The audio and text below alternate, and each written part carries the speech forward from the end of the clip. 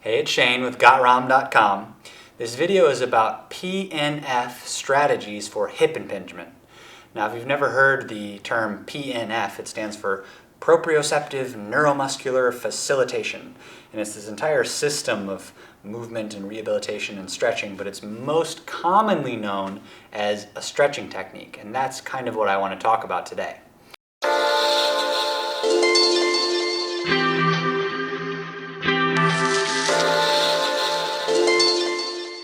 So I work with a lot of people who have bad hip problems. They've maybe never stretched or mobilized or done much body maintenance work in their life.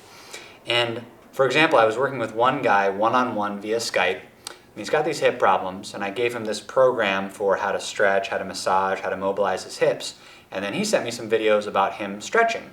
Now, he's got some experience. He's a trainer. He's actually helping people with their own health and wellness. But I found that when I was watching him stretching, there wasn't a lot of experimentation in the stretching. It was just kind of like, I'm in a stretch, and I'm just breathing and trying to relax into it.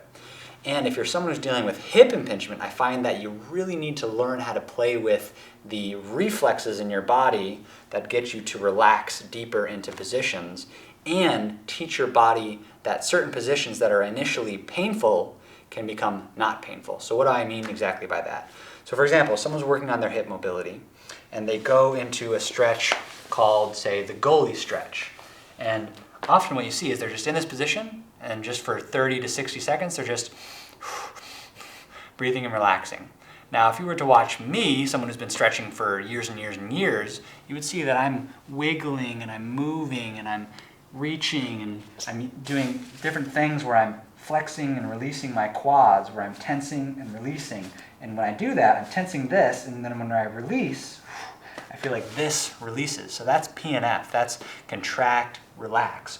Or maybe I'm pulling my leg down into the ground, pulling, and then I'm releasing. A lot of times when people are in this position, they complain of a pinch feeling right here. But if they learn how to contract, relax, or pull their leg into the ground for a couple seconds, hold their breath, and then release, all of a sudden it starts to feel more comfortable. Same thing with another stretch called the frog stretch for the inner groin, where you're in this position, and I see a lot of people just kind of hanging out, and they complain, it's pinching here, or something doesn't feel quite right.